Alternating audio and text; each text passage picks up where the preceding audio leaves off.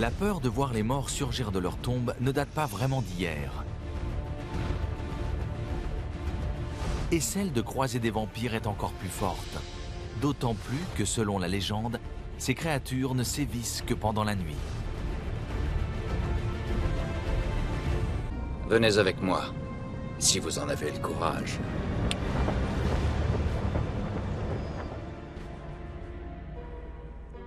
En 1897, Bram Stoker publie Dracula. Ce roman, l'un des plus célèbres de la littérature mondiale, raconte l'histoire d'un vampire qui sème la terreur à Londres sous les traits d'un aristocrate roumain. Des récits comme celui-là, l'Angleterre de la fin de l'époque victorienne en est particulièrement friande.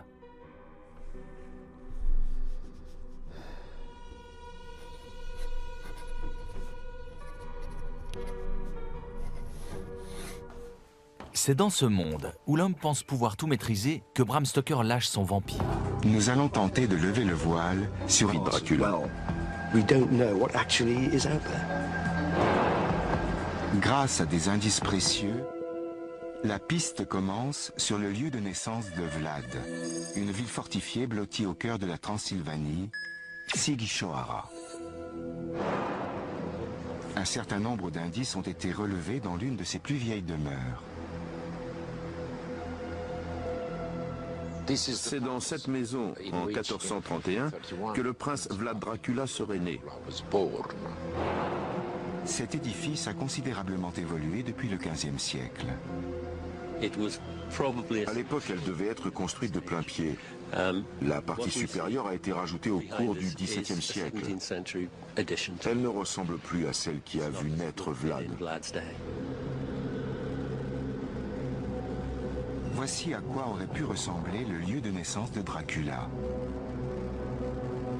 Une demeure sans étage, bâtie au cœur d'une citadelle, dépourvue des commodités les plus élémentaires. Ces murs en pierre massive indiquent la nature première de ces édifices, la sécurité. Il ne parlait pas le turc. Il était roumain et chrétien, et les Turcs étaient musulmans. Cela a donc été une période difficile et traumatisante pour Vlad, qui n'était encore qu'un enfant à l'époque. Dans cette Europe orientale en pleine mutation politique, où l'ennemi d'hier peut devenir l'allié de demain, que le destin exceptionnel de Dracula est scellé dès l'enfance. Son père, Vlad II, est un prétendant au trône de la Valachie. Il est voïvode de Valachie. Voïvode, c'est-à-dire seigneur local, c'est roi en fait. Roi. Son père s'appelle Vlad Dracul. Vlad Dracul, ce mot de Dracul, ça signifie quoi en pratique? Il y a plusieurs propositions, plusieurs étymologies.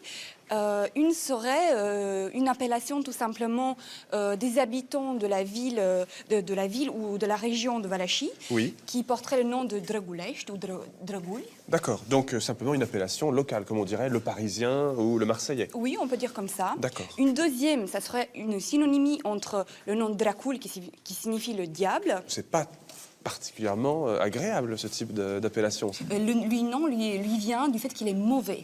D'accord, mais enfin, il était vraiment atroce? C'était un sanguinaire ou il était juste un mauvais roi? Je pense que son fils, il l'a dépassé. Il a dépassé, l'élève a dépassé le maître. Oui. D'accord. Et il n'y a pas aussi une origine avec l'ordre du dragon?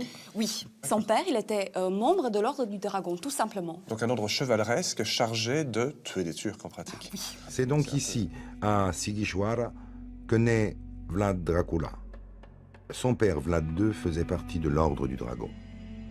Cet ordre avait comme mission permanente de lutter contre les hérésies et contre les païens. Il a été reconnu comme un combattant pour la chrétienté aux frontières de l'Europe. Du fait de leur appartenance à cet ordre, son père Vlad II et lui-même Vlad III garderont les surnoms de Dracul et Dracula, ce qui signifie dragon et le fils du dragon. C'est en 1437 que le père de Dracula accède enfin au trône de la Valachie.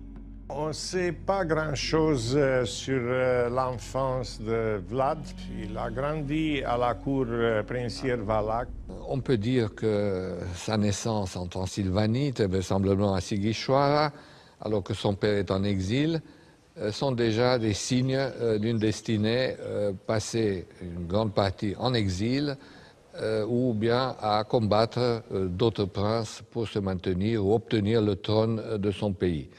Et essentiellement, maintenir, comme sur une corde raide, un équilibre très précaire entre les deux grandes puissances qui s'affrontent, la Hongrie et l'Empire ottoman. Vlad Dracula est programmé pour devenir prince et succéder à son père.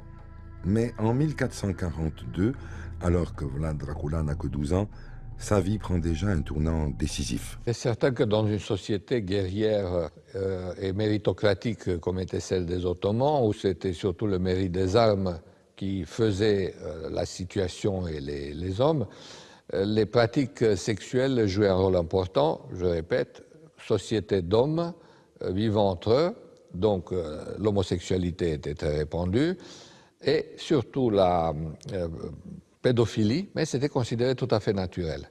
Dans le cas de nos deux jeunes princes, Radu et Vlad, Radu était donc le giton, l'amant du sultan.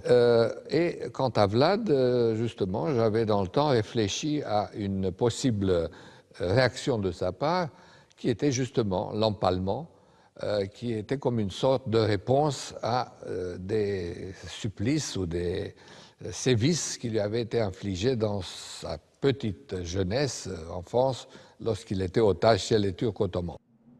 3 ans après le début de sa captivité, Vlad Dracula, que l'on surnommera plus tard Vlad l'Empaleur, est informé d'une nouvelle terrible venue de Valachie. Son père a été renversé par un clan valaque ennemi, celui de Vladislas II. Au début de 1447, Iancu de Hunedoara, Jean Huniadi, qui était à cette époque gouverneur de l'Hongrie, est pénétré en Valachie à la tête d'une armée pour renverser le père de Vlad, qui avait conclu une paix avec les Turcs. Quelques mois plus tard, en 1448, Vlad Dracula, qui a 18 ans, est libéré par le sultan ottoman Mourad II.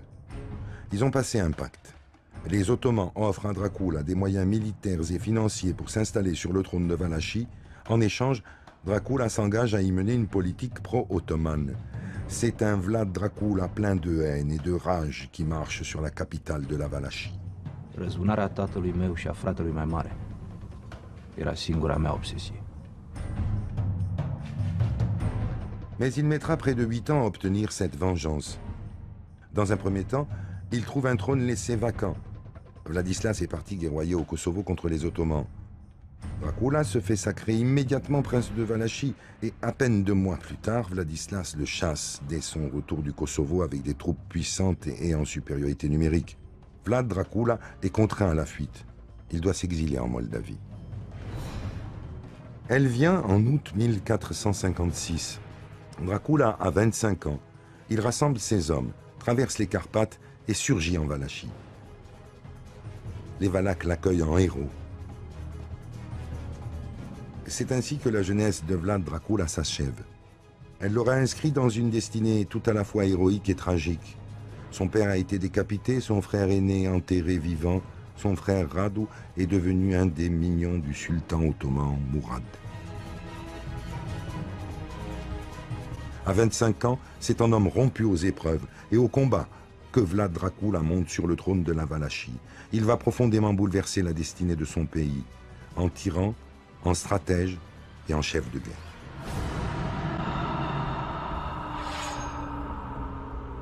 Il faut voir qu'il est jeune. C'est un homme de 25 ans. Il n'a aucune expérience de gouvernement et il rencontre donc une classe nobiliaire très puissante, des grands seigneurs, habitués donc à collaborer avec les princes, mais aussi à intriguer, à les assassiner, à les renverser. Il s'entoure de conseillers anciens, des gens qui avaient été membres de plusieurs conseils princiers depuis des années, certains même du temps de son père. Et les hommes nouveaux apparaissent très très lentement, mais incessamment. Mais à la fin de son règne, donc en 1461, le conseil est renouvelé à 100%. Donc on voit qu'en 5 ans, il a entrepris donc une grande opération donc, de mise à l'écart des anciens grands. Vlad Dracula évoluait dans un univers de violence et de cruauté.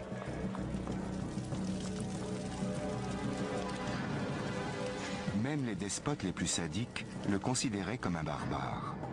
Si l'on en croit la légende, il aurait éviscéré lui-même une de ses maîtresses enceintes et amputé le nez de plus de 24 000 ennemis en trophée.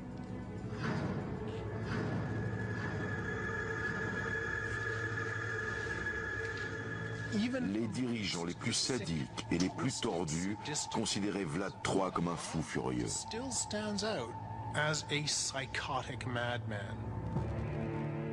Ce personnage reste encore un psychopathe. Vlad Dracula, qui monte sur le trône de Valachie à l'âge de 25 ans, va très vite se révéler un redoutable stratège, un pragmatique qui ne laisse aucune place au hasard et à l'émotivité.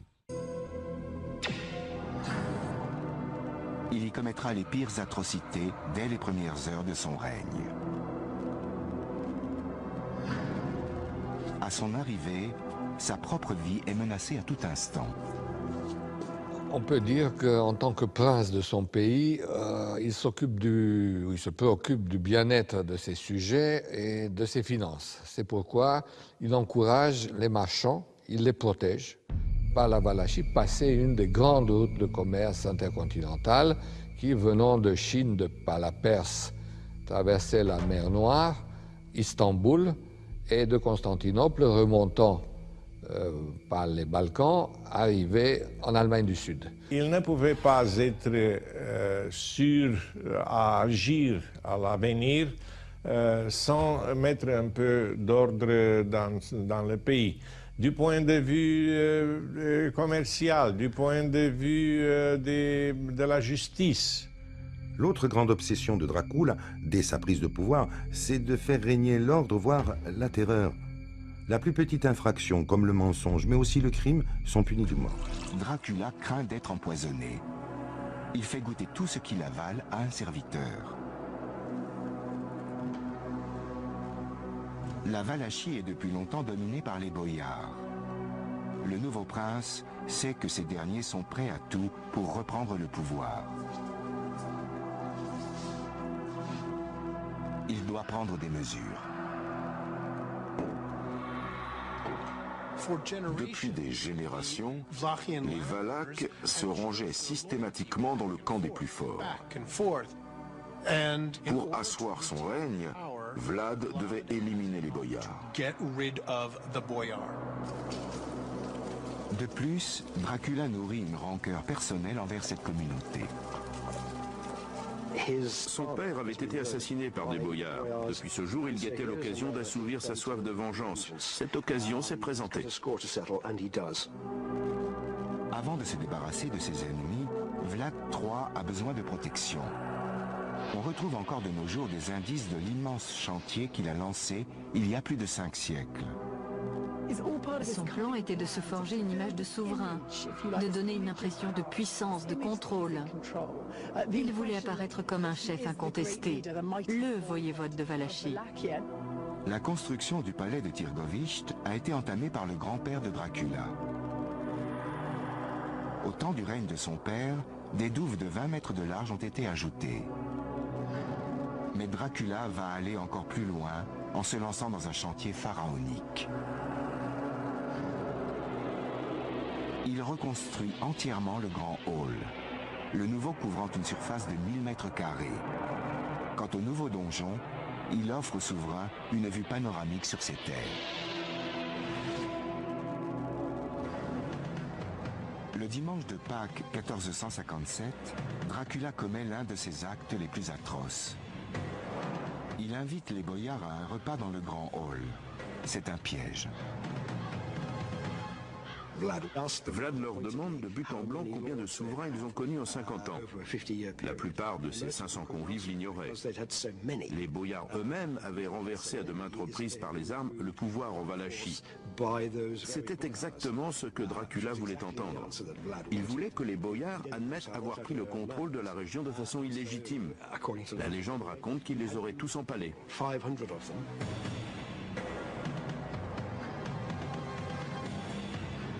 Le Le pal est un supplice des plus atroces.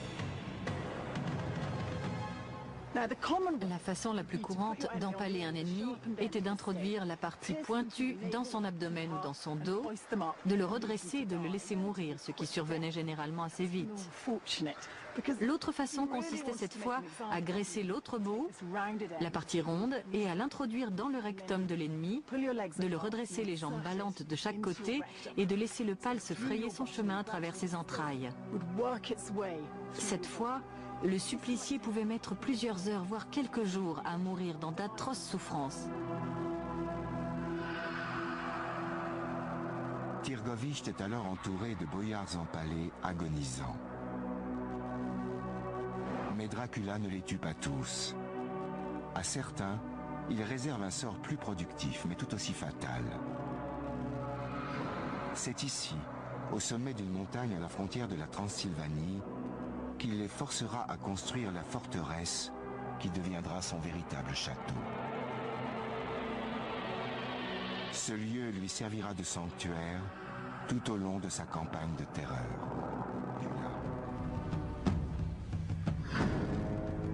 Il doit bâtir son château au plus vite.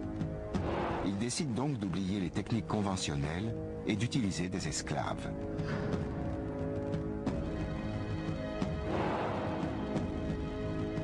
Le chantier commence autour d'une tour de guet érigée par son grand-père. Vlad III a l'intention de la transformer en forteresse imposante.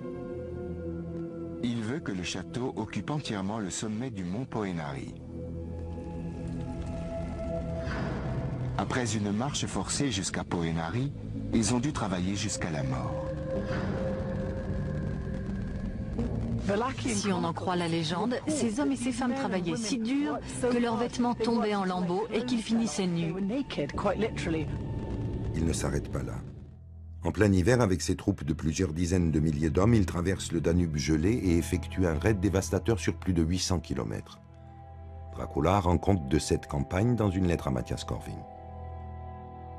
Ce qui était en jeu, c'était d'un côté, profitant de l'effet de surprise, de pénétrer dans la citadelle de ces villes, dans la forteresse centrale, là où étaient les garnisons et l'artillerie.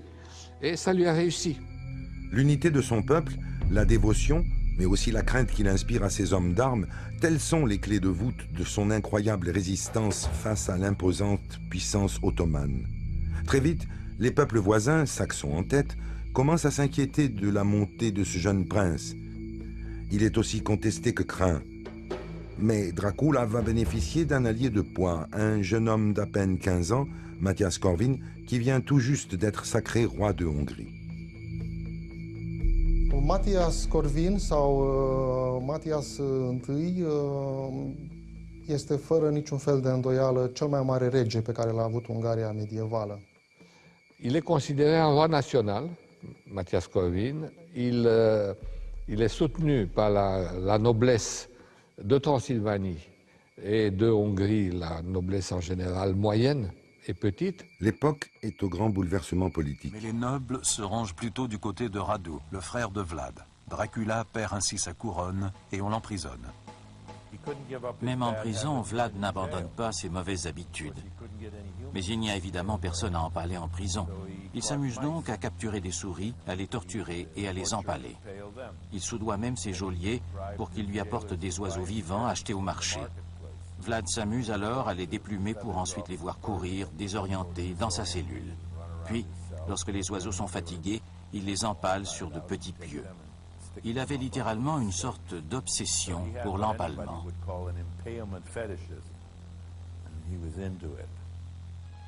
Plusieurs années plus tard, Vlad récupère brièvement le trône de la Valachie. Vlad devient ensuite fasciné par la cruauté turque.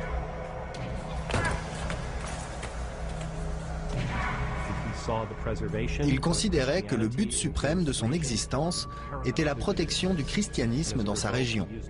De fait, il a utilisé des moyens qui, de nos jours, seraient considérés comme brutaux, voire barbares. Il a mené une bataille psychologique.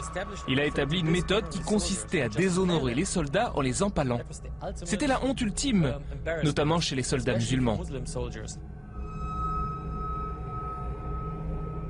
L'empalement est considéré comme l'une des méthodes d'exécution les plus vicieuses et inhumaines. La mort par empalement peut prendre des heures, voire des jours. Les victimes restaient même conscientes tout du long. Pour Vlad Dracula, c'était une partie de plaisir. Il aimait voir les gens se faire exécuter. Pour les empêcher de saccager et de piller la Valachie, Vlad et ses soldats se rendent jusque dans les territoires turcs pour en ressortir aussitôt après avoir tué et incendié tout ce qu'ils rencontrent sur leur passage.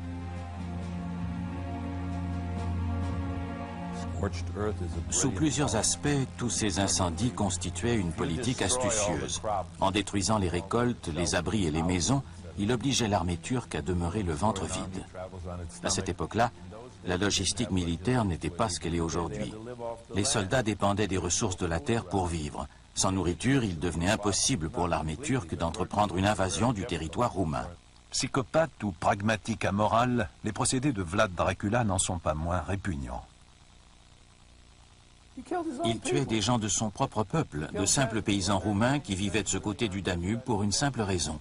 En brûlant tout, il ne voulait pas que les soldats turcs puissent regarnir leurs provisions chez ces paysans. Et la manœuvre fonctionnait. Vlad Dracula, comme son alter ego fictif, était non seulement obsédé par le pouvoir, mais aussi par sa soif de sang. Certains ont même raconté qu'il aimait boire du sang. Il emplissait des bols du sang de ses victimes et y trempait ensuite des morceaux de pain qu'il mangeait. Une diète riche en protéines. Pendant plusieurs semaines, les Ottomans vont continuer leur campagne sur la Valachie. Ils s'avancent jusqu'à Târgoviște, la capitale, où d'après la légende, une terrifiante vision les attend.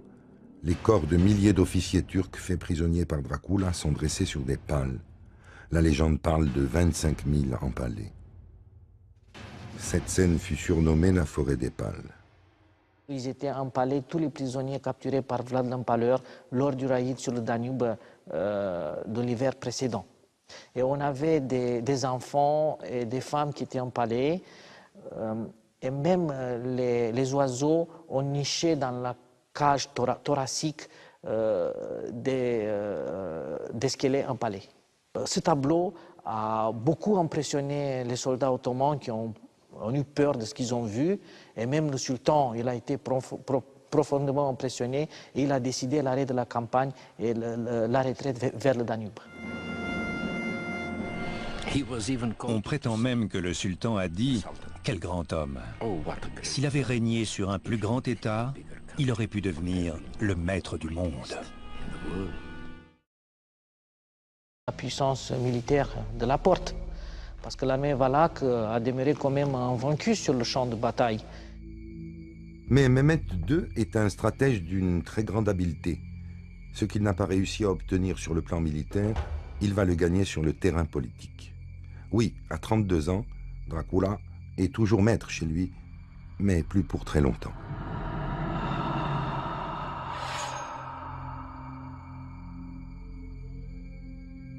En 6 ans de règne, Dracula a profondément modifié la Valachie tant sur le plan intérieur qu'extérieur. Il s'est fait de nombreux ennemis. Il a notamment pris une décision cruciale, fermer la route de Braila, une voie d'accès à la mer Noire par où transite une bonne partie du commerce oriental, ce qui lui vaut une haine profonde des commerçants hongrois et saxons de Transylvanie, ainsi que des nobles de Valachie, ces fameux boyards. Dracula va alors tomber dans un piège politique parfaitement planifié. Oui, c'est une manœuvre très habile. Vlad est insaisissable. Son armée n'est pas détruite, elle peut donner encore des coups. Elle a beaucoup souffert, néanmoins, elle existe. Et surtout, le roi de Hongrie s'approche de la frontière. Matthias Corvin est en Transylvanie. Donc, au mois de juillet, Mehmet II, après 2 mois épuisants de campagne, se décide de sonner la retraite. Et il laisse Radu le Bel, le frère de Dracula, avec un groupe de nobles et qui, petit à petit, s'attire la sympathie non seulement de la noblesse, de tous ceux qui avaient souffert à cause de Dracula, mais aussi des Saxons de Transylvanie, ce qui est très important, qui, à leur tour, vont se faire ses avocats auprès de Matthias Corvin. Après avoir repoussé l'attaque ottomane, Vlad Dracula va devoir désormais faire face à une révolte interne menée par son propre frère Radu. Celui-ci souhaite ramener la Valachie dans le giron de l'Empire ottoman. Le conflit était entre deux lignes politiques dominantes de la vie politique de la Valachie à ce moment-là. Guerre ou paix? Cette histoire en terre roumaine tourne à la tragédie grecque. Enfant, les deux frères ont été retenus ensemble en otage chez les Ottomans. Radu lance ses troupes à l'assaut de Dracula, son propre frère. Vlad Dracula a 32 ans. Radu le Beau, 24.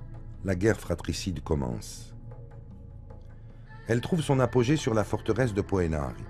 Harcelé par l'armée de Radu, Dracula et sa petite troupe de cavaliers y ont trouvé refuge. Il parvient à s'échapper. Laisse Radu le Beau, son frère, monter sur le trône de Valachie. Vlad est quant à lui condamné à la fuite.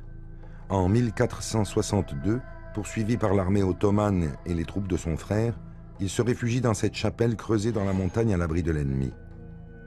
Ici, protégé par les moines orthodoxes, il ne peut que se désoler de sa défaite et de la trahison de son frère, mais surtout méditer sur sa vengeance et son retour au pouvoir. Il rejoint alors le royaume de Hongrie pour trouver refuge auprès de son allié Matthias Corvin. Mais à mi-chemin, une surprise de taille l'attend.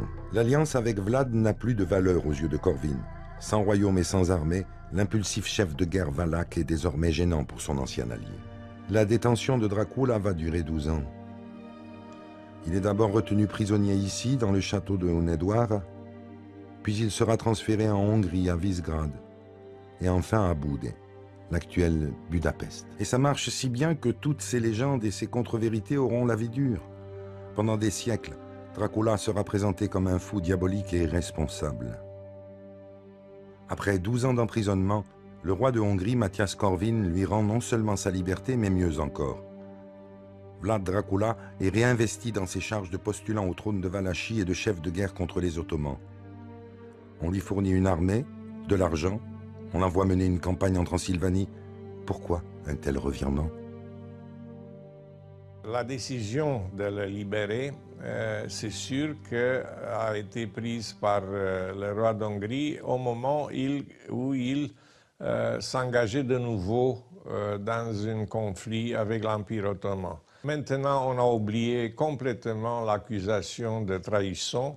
Il était regardé seulement comme un vaillant capitaine d'armée. C'est un triomphe, oui, mais c'est son dernier.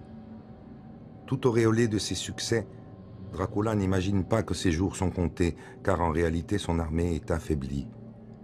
Il n'a plus à sa disposition que quelques centaines d'hommes, et cette victoire marque pour lui le début de la fin. Elle sera rapide et tragique. C'est ici, dans l'immensité de la forêt de Vlasia, que la vie tragique et mouvementée de Vlad Dracula connaît son dénouement. La version la plus probable est que vers Noël 1476, les Ottomans sont revenus faire une attaque surprise. Vlad Dracula a été tout simplement taillé en pièces. Pas assez d'hommes, plus assez de force. Une fois Dracula tué, ces hommes auraient rapidement perdu courage et furent submergés. Seuls 10 en auraient échappé. Une autre version prétend qu'au contraire, Dracula a repoussé les armées turques. Et tout à sa joie de voir les Ottomans en déroute, il est monté sur une colline pour mieux contempler son triomphe. Un de ses propres soldats, le prenant pour un Turc, l'aurait mortellement frappé d'un coup de lance. En tout cas, on sait que sa tête, son scalp, a été porté à Mehmed II et exhibé à Constantinople, comme cela se faisait dans la deuxième cour du palais impérial. Durant des siècles, on a cru que ses restes avaient été conservés dans un monastère au nord de Bucarest. Mais en 1931, lorsqu'on ouvre son tombeau, on découvre qu'il est vide. Vlad Dracula a été otage des Ottomans pendant une partie de son enfance. Puis, libre, il a régné par 3 fois sur sa Valachie natale. Ses stratégies politiques et militaires, novatrices, en ont fait l'acteur majeur d'une guerre de religion dans les Balkans et en Europe orientale. Son nom fut connu de toute la chrétienté. Amplifié, sa réputation de fou sanguinaire a fait... À 47 ans, Vlad Dracula est vaincu par son ennemi héréditaire ottoman. Sa vie s'achève.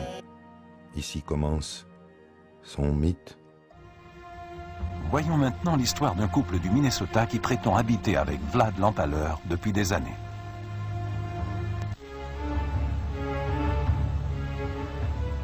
L'esprit du Dracula historique et le mythe du vampire auquel il est désormais relié à jamais par le roman de Stoker sont toujours vivants dans le cœur des férus d'histoire et des amateurs de sciences occultes. Mais pour ce couple, Vlad est bien vivant et il habite avec eux dans une banlieue de Minneapolis. Kathy et Dale McKinley prétendent qu'ils sont parvenus à entrer en contact avec l'esprit de Vlad Dracula.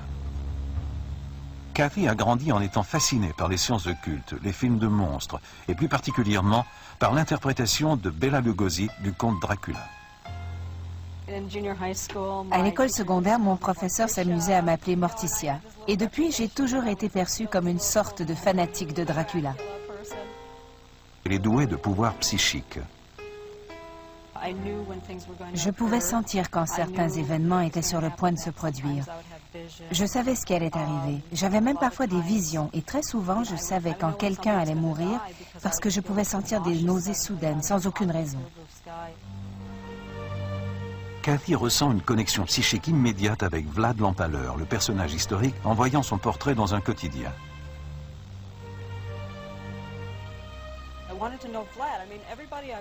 Je voulais connaître Vlad, et chaque fois que j'ai voulu rencontrer quelqu'un au cours de ma vie, je suis parvenue à rencontrer cette personne. J'ai donc poursuivi mes méditations.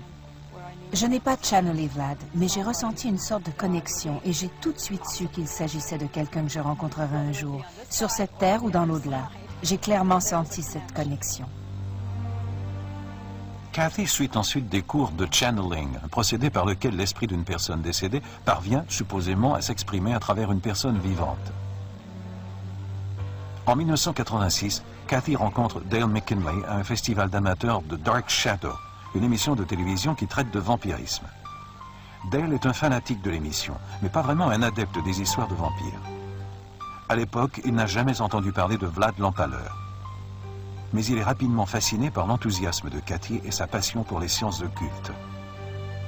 Quelques années plus tard, les deux se marient et ils s'installent dans l'est du Minnesota, où Kathy poursuit l'initiation de Dale au mysticisme en lui enseignant comment utiliser le Ouija. Nous avons tenté de contacter des membres de sa famille qui étaient décédés pour essayer de savoir si nous pouvions réellement entrer en contact avec eux. J'ai toujours été intéressé par les phénomènes paranormaux, et là j'avais la chance de vraiment approfondir la question. Le couple prétend que lorsqu'il a essayé de contacter l'objet de la longue fascination de Kathy, le channeling a fonctionné. Soudainement, j'ai commencé à entendre des messages qui pénétraient mon esprit avant qu'ils n'atteignent le Ouija. Au début, Kathy refuse de croire qu'elle est vraiment parvenue à entrer en contact avec Vlad l'Empaleur, le légendaire Dracula. Mais elle poursuit sa méditation et elle l'appelle par son nom. Puis un jour, alors que Dale est encore au travail, elle se sent submergée par tout ce qui lui arrive. J'ai senti une migraine m'envahir, comme si ma tête allait exploser de l'intérieur, comme si quelqu'un était en train d'écraser l'intérieur de ma tête. Je lui ai demandé d'arrêter et je suis tombée à genoux en me serrant la tête. Je l'ai supplié d'arrêter et le mal de tête s'est immédiatement envolé. Plus tard, à l'heure du souper, Kathy raconte qu'elle s'est mise à agir de façon étrange et elle croit que c'était Vlad qui s'était emparé de son corps. Vlad me disait qu'il voulait jeter la nourriture sur le sol. Et lorsque je l'ai jetée, Dale m'a tout de suite demandé ce qui n'allait pas. Je lui ai dit que je croyais que c'était Vlad qui channelait à travers moi. Kathy prétend que les tentatives subséquentes de channeling de l'esprit de Vlad ont été moins fructueuses, mais elle en voulait plus.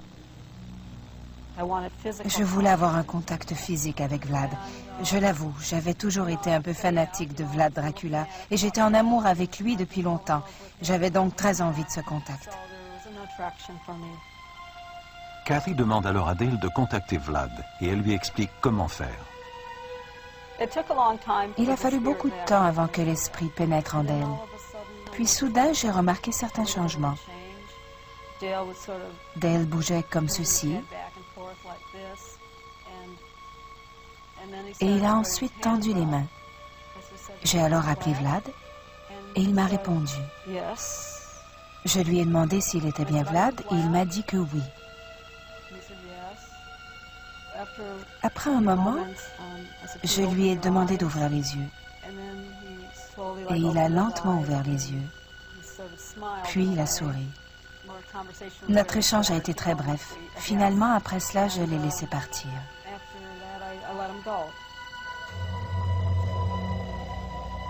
Dale explique que l'expérience a été comme un rêve à demi conscient. Kathy et Dale poursuivent ainsi leur channeling avec Vlad plusieurs fois par semaine. Avec le temps, nous sommes parvenus à développer nos habiletés de channeling et à entretenir une relation soutenue et très intense avec lui.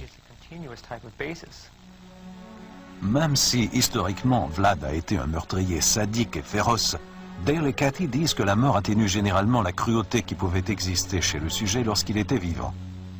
Et qu'à cause de cela, ils n'ont jamais eu peur de l'esprit qui les visitait régulièrement.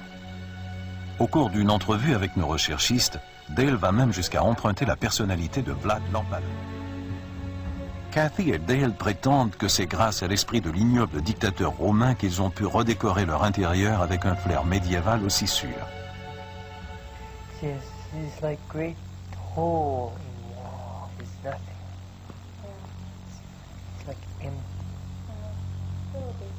Ils croient que Vlad constitue une force positive d'amour dans leur vie et ils espèrent ne jamais le perdre.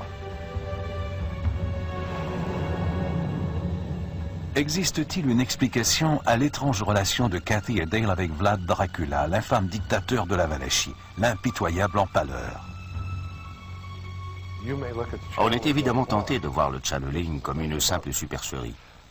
Mais certains y voient un sens profond et des objectifs bien précis. Pour ces gens, il est possible que Vlad entre en contact avec un sujet donné. Kathy et Dale se sont adressés à différentes personnes pour vérifier leurs croyances, y compris une astrologue psy. J'ai vu qu'il y avait un esprit derrière Dale, sur sa droite. Cela me semblait être l'esprit d'un guerrier, très grand et très menaçant. Je pouvais constamment l'observer pendant que je parlais à Dale, et je me demandais s'ils étaient conscients qu'un personnage aussi dangereux habitait avec eux. Je ne dis pas que cet esprit voulait s'en prendre à qui que ce soit, mais il semblait particulièrement violent. Pas du tout le genre de ceux que les gens veulent contacter, comme des penseurs, des gourous, des médecins ou des vedettes de cinéma. Durant une fraction de seconde, j'ai pu observer des yeux très menaçants et une expression torturée sur son visage. Nancy Mostad a également pu constater la présence de l'esprit de Vlad. Et la première fois qu'elle l'a vu, c'est le soir où Dale et Kathy étaient parmi les invités d'un talk-show télévisé. Ça m'a tellement troublée que j'ai immédiatement éteint le téléviseur. Plus tard, lorsque j'ai rencontré Dale, il a laissé l'esprit de Vlad s'avancer. Il parlait sur un ton posé et il était très intéressant. Mais je sentais aussi autre chose. Je ressentais quelque chose de très étrange et j'ai eu l'impression qu'une énergie particulière sortait de moi. Malheureusement, je ne pouvais rien dire parce que Dale et Kathy semblaient très attachés à lui. 8 ans plus tard, Kathy et Dale sont toujours très heureux de leur relation avec Vlad. Et cela malgré la frustration de ne pouvoir faire authentifier leur expérience commune. Je sais ce que j'ai vu et senti. Et ce n'était pas quelque chose qui me semblait très positif. C'était même terrifiant. Je crois que ces pouvoirs qui nous sont encore inexpliqués sont en réalité les pouvoirs que nous avons en chacun de nous de chercher des réponses, de chercher la vérité. Personne ne peut prouver que ce que nous percevons comme étant un esprit n'est pas une simple projection de notre esprit. C'est quelque chose qui demeure inexpliqué. Mais si les esprits existent et qu'ils sont détectables, je crois qu'il s'agit d'un esprit dans ce cas-ci. Nous sommes tous convaincus de nos propres croyances. Pourquoi donc ce couple ne pourrait-il pas être aussi convaincu des expériences qu'il vit comme étant la vérité? Expérience paranormale